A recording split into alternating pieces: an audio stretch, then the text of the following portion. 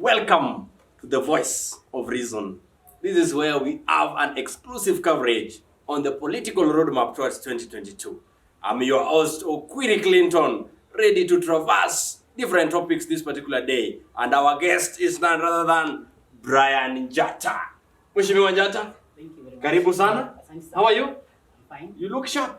Thank you very much. Wow, that is great. Now, you know how viewers are wondering who is Brian Njata. In a matter of seconds, would you mind telling our viewers whom you are? Brian Njata is a serious Kenyan. Yes. And also a CEO of a foundation and also a political scientist. Wonderful. A political scientist on the show today, Brian Njata. We want to traverse the roadmap towards 2022. And I think we are just okay to tell our viewers that you are a serious Jubilee subscriber. Yes, that's true. So wewe ni Jubilee damu. Sana. Wonderful. Now, mheshimiwa, kumekuwa na mambo mengi sana. Na kuna mambo machache ambayo tunataka tujue leo. 2022. Who is your presidential candidate? Our presidential candidate will be determined in the Jubilee Party primaries that will happen late March 2021. Wow. We are getting back to that. Anyway, in the recent discussions that we've had in the country, the Asla Nation against the dynasties, we've had the matters, the deep state affairs. We've had a lot from the DP. What is happening? Who are these people in the deep state? You know very well, the deep state. These are people who say that they are cartels. Okay. And they are trying to malign the good name of His Excellency President Ruto Kenyatta. But we have told them that even though they are thinking that they have the support of the president knows his support. And we said very well in 2013 and 2017 that in 2022 we only have one presidential candidate, and that is His Excellency William Samoei Ruto. Recently, we had a serious party Jubilee stakeholder, Murade, announced His Excellency, the former Prime Minister of this country, Raila Amolo Odinga, as the best person who can unite this country as at now. That's his opinion, and every Kenyan is entitled under the new constitution to give his own opinion. You know, Murade is not just any other Kenyan. And that one is what we call internal democracy. And saying that Murade is not just any other Kenyan is an insult to all Kenyans. Every Kenyan has equal rights, and the opinion should be heard, no matter whether you are in Moyale or whether you are in Busia. Oh my, wonderful. Referendum, BBI.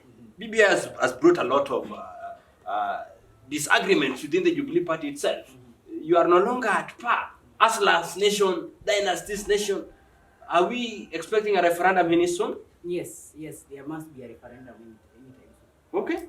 So, and you know, actually, in every constitutional dispensation, we must always try to relook our policies and try and say that today this is where our policies have come, and our country should also be flexible to adapt to changing circumstances. So after every maybe 5 years or 10 years, we must try and look at our laws and see if they are fitting to the current circumstances which we have. What do you think we expect? The report is almost coming out, the BBI final report.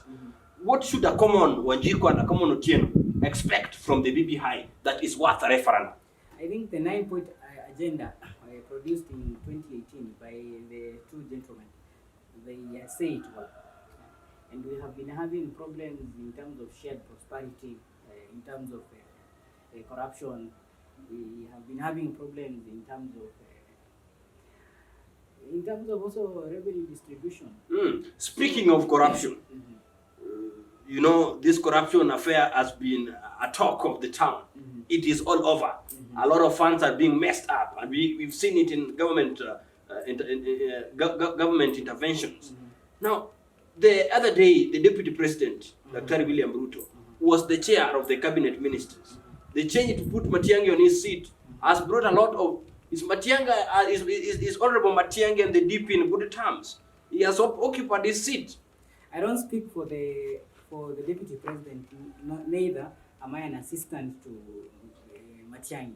But all I can say, they must work together because they are in the cabinet, Not only are they in the cabinet, but also these people, this person was appointed by His Excellency President Uhuru Kenyatta and William Samoei Ruto. So he has no choice than to agree with the deputy president. Oh my, oh my. The office of the deputy president was in charge of procurements. We heard of a lot of corruption cases, the dams, the constructions, and all that. All these squabbles. Do you have a feeling that Matiang'i, the coming of Matiang'i into this particular affair, has put into halt some of these government procurements that were so much dangerous? No. But it has made the government, the running of government, to be efficient. Okay. And also to be smooth. Okay. You know, in the past, every minister was doing what he wants. Okay. Now with the executive order number 1 of 2018, it has made the running of government under Matiang'i, and also they report to the presidency. And the presidency, it is just 2 people under the new constitution. And we have the president and the deputy. Yes. So they are working 2 in 1. Yeah, they are working 2 in 1. You cannot separate, and you cannot separate Uhuru Kenyatta and William Ruto. Speaking of not separating Uhuru Kenyatta and William Ruto, we've seen in different circumstances, it has been the public domain that the 2 duos are not in good terms. Do you think His Excellency Uhuru Muigai Kenyatta and the DP are treating the same? Jinsi ambavyo Uhuru Kenyatta aliwaahidi, nimalize yangu 10, William achukue. Unadhani hiyo barabara bado iko safi? Have you ever heard the president come out publicly and say that he will not support William Ruto? He has condemned this. Has he said publicly that he is not comfortable with his deputy? He has condemned his behaviors. No. His political movements, going around the churches. Never have I seen the president calling out the deputy president in person. If the president wants to call out the deputy president, he will call him out by saying, William Ruto, I'm not comfortable with your behavior. The president is not, yes, you Mwoga. He's not afraid of William Ruto. So today as I can confirm, the duo are together, and we will not separate until death do us part. Speaking of the unity of the Jubilee and the 2 duos, we've seen a lot of changes in the assembly.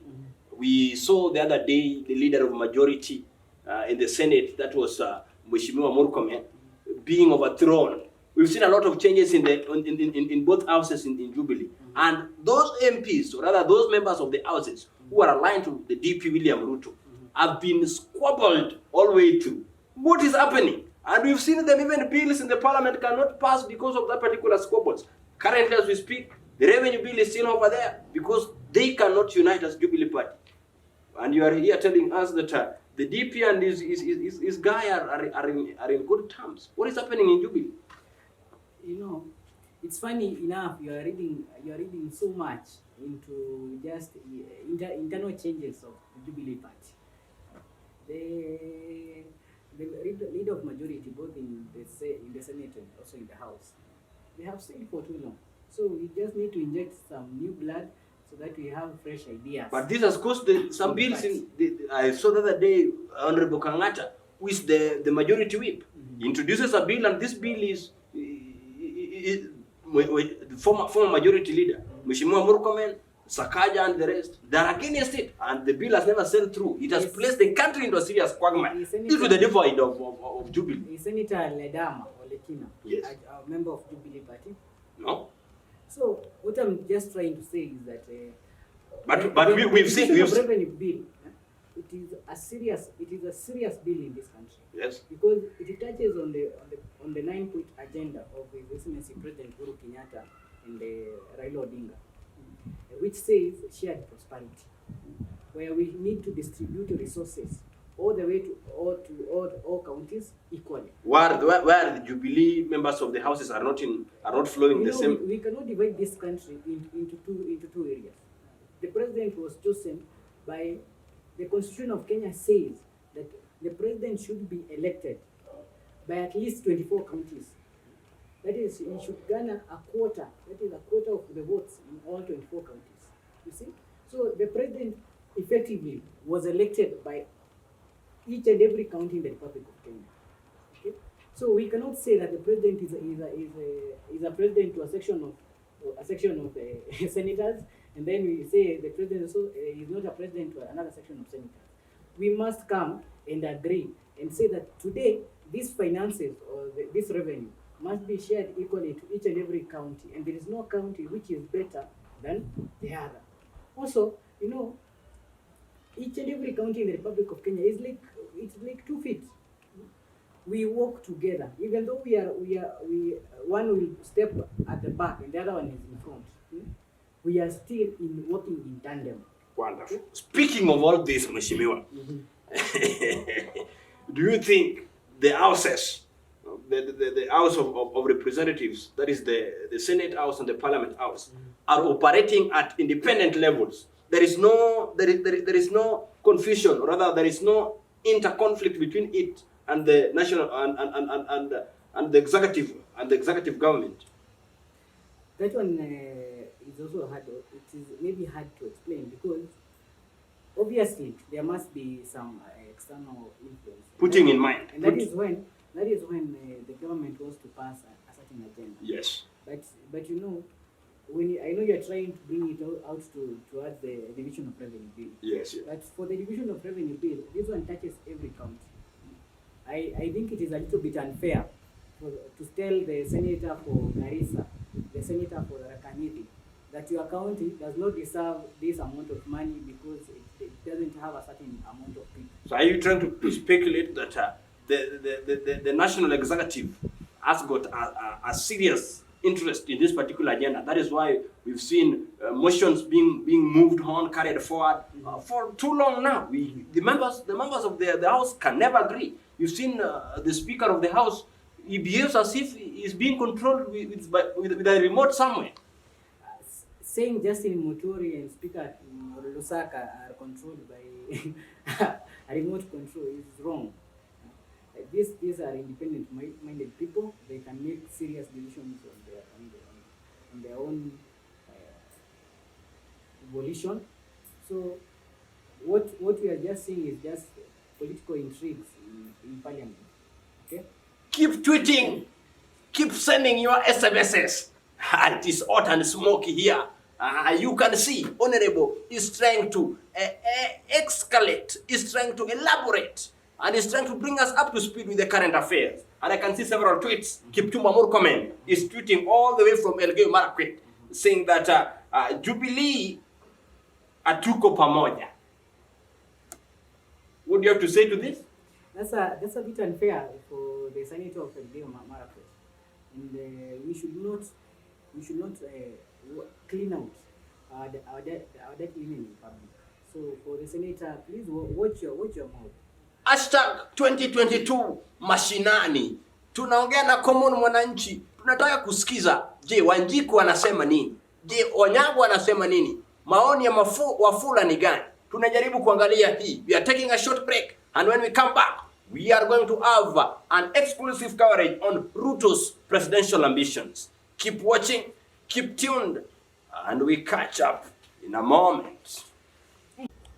Wonderful, our esteemed viewer. Thank you for staying tuned with us, and welcome back to our second segment. I can see you are sending different tweets. Hashtag 2022. It is lit, it is hot.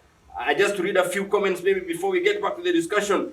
I can see anaitwa Mheshimiwa Mwaura anatuma hapa arafa, anasema kwamba Jubilee tuko imara. Vile vile naona anaitwa Timon Wanga anatuma ujumbe wake, anasema kwamba Mheshimiwa BBI na referendum ni maji na mafuta. Humai. Keep tweeting. The hashtag is roadmap 2022. And as we get back to the discussion, Mheshimiwa, your presidential ambitions, or rather your presidential focus towards 2022. The other day we saw Mheshimiwa Raila Amolo Odinga during the inauguration of new officials in the ODM party. He was jogging up. Would that jogging up, would it depict anything that ako tayari kuanza mbio? The right honorable Prime Minister is welcome to start jogging. In 2017, we told them to form a party. we told them to come up with the election manifesto. Yes. But for them, they said we shall come with the announcement after announcement. They were clueless, they were rudderless, and they didn't have any manifesto. Now, and that's the reason as to why. Speaking of Raila Odinga, we won in 2017 because he was clueless. So this time, at least we advise him to start jogging because 2022 it will be hot. Would you agree, as at now, that if Mheshimiwa Raila Odinga would come back to the race, towards State House, it would be pro-government, or rather the system would be for him or against him? I think the so-called system, deep state. I don't think it is a system which votes in Kenya. Yes. The people who voted for Uhuru Kenyatta and William Samoei Ruto are the 8 million voters who went and cast their votes in 2017 and also subsequently in 2019. But we saw the Supreme Court under Justice Maraga nullify presidential elections in Kenya for the first time, and he claimed that the process was not fair. Therefore, we can say that the system, and you heard the other day when the court even decided that they opened the servers. We were told that the servers are not within our reach. That is the system. So, do you think this system this time around can favor Raila Amolo Odinga? I think it's a little bit unfair to link the court with the system. And not only that... No, we are linking the court's decision with the system. The court's decision towards nullification of the presidential election. And also, I'm not here so that we can discuss the merit of the of the 2017 presidential decision by the courts. We know for us, we disputed that election results, and it's just because we are a law-abiding party and also citizens. So that is the reason as to why we decided to make our case to the Kenyan people, and they had our case. And speaking of this, we won again. Speaking of this, that the Jubilee government won, we had the president Uhuru Muigai Kenyatta telling Chief Justice Maraga, we will revisit, and they have had squabbles here and there. These people can never sit together. Different proposals that have been forwarded to His Excellency the President has been cancelled. And you know, Maraga was the other day on the media trying to portray his anger and frustration. Do you think Mr. President is trying to pay back on the decision that Maraga stood for the sake of justice of this particular nation? No. The President has the responsibility to also make sure that the judges who are appointed to lead to be in the judiciary, yes, they have integrity. They don't have integrity issues, and also there are people who can be depended upon by the 47 million Kenyans that we have in the Republic. Okay. What? So the President is just exercising his constitutional duties, and don't read any political malice. And we have said that justice is okay. We want justice for all Kenyans, yes, and we cannot allow the judiciary to be penetrated by either the executive or the opposition.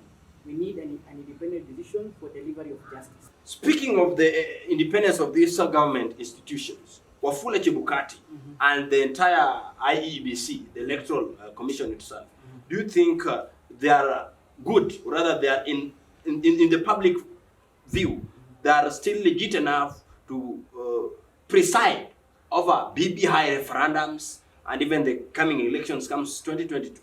The position of the Jubilee Party has been one, and it has also been consistent. We have said as a party, we are confident with all independent institutions so that they can exercise their mandate in an independent and fair manner. So far, as a Jubilee Party, we are comfortable with Wafula Chebukati and his team. But also, there comes a time in a country we also need to reevaluate the work what they have done and see if other people could have done it better. Yes. But so far we are comfortable and confident in the leadership of Wafula Chebukati. He led the two elections in 2017, August, and also the one in October very well, and we were satisfied with the decision and what he did. Oh my. Raila Amolo Odinga versus William Samoei Ruto, presidential candidates 2022.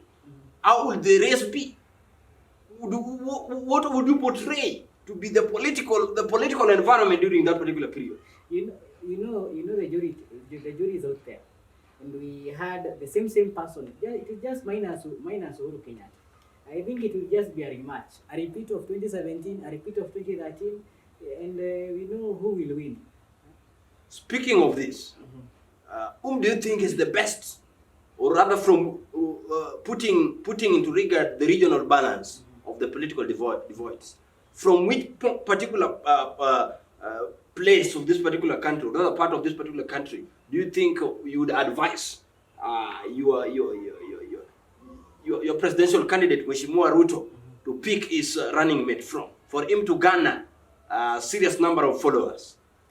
You know, that one is also his constitutional decision to make, and I cannot advise or either dictate to the Jubilee presidential candidate.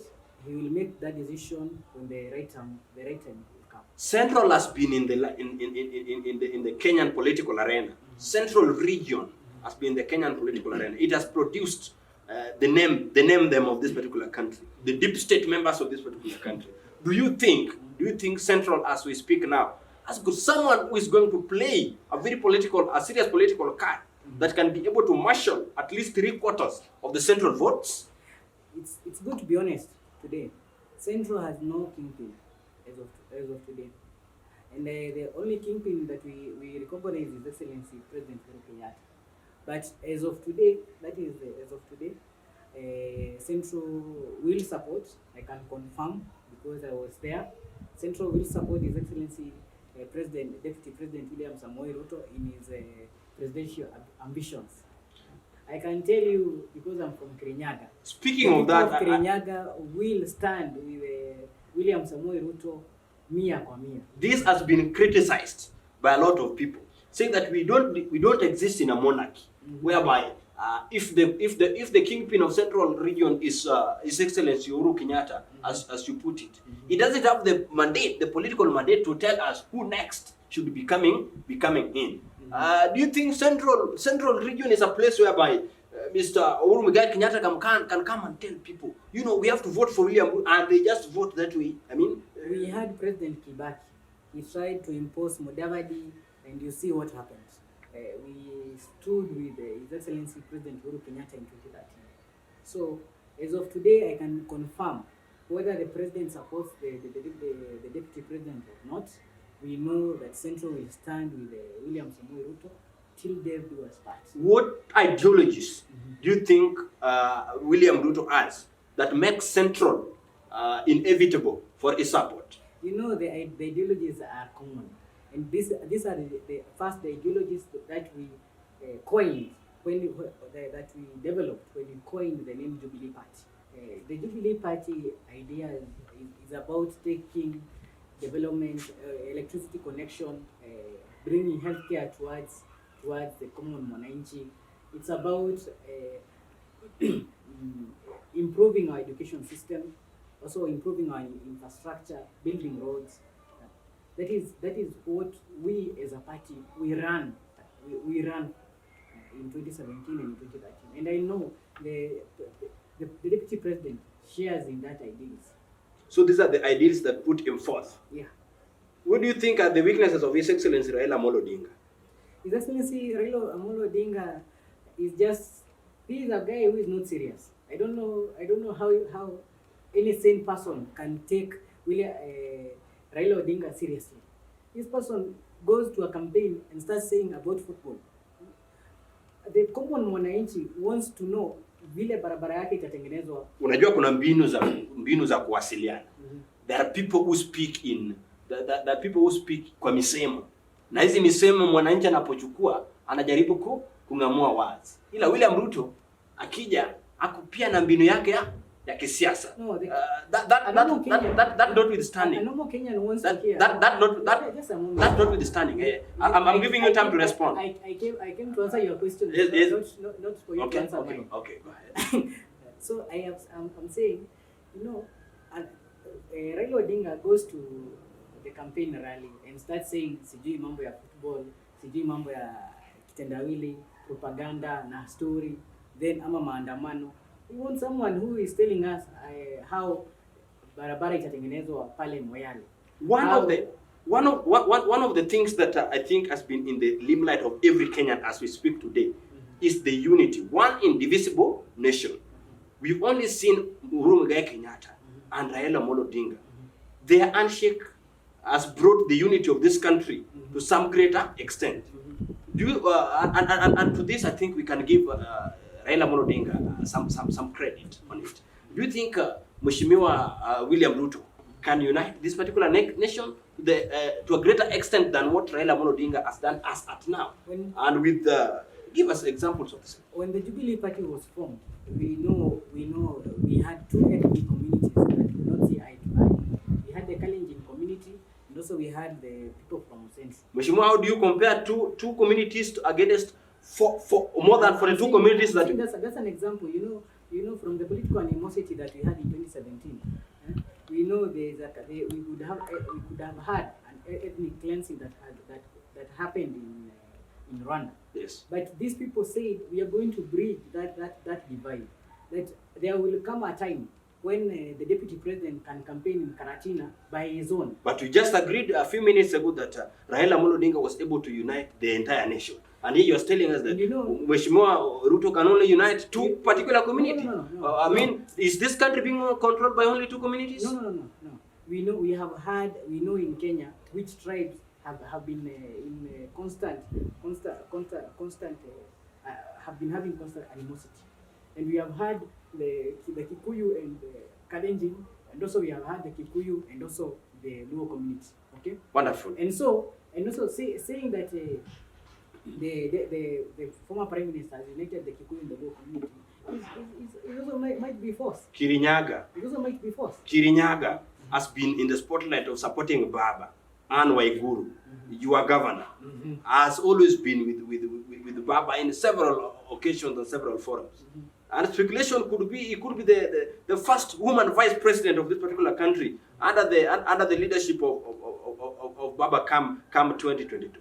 According to your own evaluation, as a consequence of that particular county, would you recommend Anne Mumbi Waiguru for a deputy presidential post in the coming elections come 2022? Personally, I believe in women in leadership, and so having a woman as the first vice president or deputy president is also encouraged. We have seen in the US we have had such a recent political development, and also it is nice. It is also nice in the world. As also we try to embrace women in leadership. However, that as it is, in Kirinyaga County, Waiguru's goose is cooked. Speaking of Waiguru and Kirinyaga County, Kirinyaga County has been in the limelight. The county assembly has been squabbles with the governor. They can never move bills anymore. What are your political ambitions for this particular county? I think I need to be in that county assembly, so that I can drive bills, serious bills, and also I think we need someone who is energetic, who is not tired in leadership. 2022? 2022. You are good to go? Yes. Which ward? In Kariti ward. Kariti ward? Yes. Tell the members of Kariti ward something on our camera. It has come a time where we need to embrace energetic young leaders who can bring serious change in the ward, and also collectively in the county. And also we need someone who can go and tell the governor that Mr. Governor or Madam Governor, we need serious development in this ward. So I promise you, if elected in 2022, I'm going to move heaven and earth and to make sure that we bring serious development in the county, in the ward, and also not only in the ward but also collectively in the county. Wonderful. That is Brian Jatta. I can see tweets are coming in. Members of Kariti ward are watching. People are traversely concerned. Just to read a few tweets. I can see Silas Chepkerer Jakakimba anasema ngoma ya baba aisimami. Tirege ya baba aisimami. Huyo anaitwa Silas Chepkerer Jakakimba. And I can see Mumbi Wairiu from Kirinyaga. Anasema vijana wako imara. Vijana wako imara. Wonderful. It has been a great show here with Mheshimiwa Jatta, who is an aspirant. You say of which ward? Kariti word. Thank you for staying tuned with us and following us throughout the conversation. It has been lit, it has been smoky, full of content. Yani content in a flow. Continue subscribing to our YouTube channel. Like, subscribe, comment and recommend. Tell a friend to tell a friend kwamba vijana wako tayari kusongesha hii Kenya mbele. I have been your host, Okwiri Clinton. On our panel today, we've had traverse discussions. Thank you for staying tuned with us. And in our YouTube channel, dubbed or rather named The Voice of Reason. Kwani sauti kuu ambayo inaleta machangamuto vizuri sana. And our guest today in the bench has been none other than Mheshimiwa Brian Njata. Thank you for making time for us. Thank you very much. I think the seat has been okay. Yes. We wish you all the best. As you proceed to your county, nguvu ya kijana ionekane. Also make sure that you make some time when I'm campaigning and come. Don't worry, we'll be there in full squad. Thank you, man. Stay safe. Sana. Stay tuned. Kabisa. Wear a mask. Keep social distancing. And sanitize. Asante sana.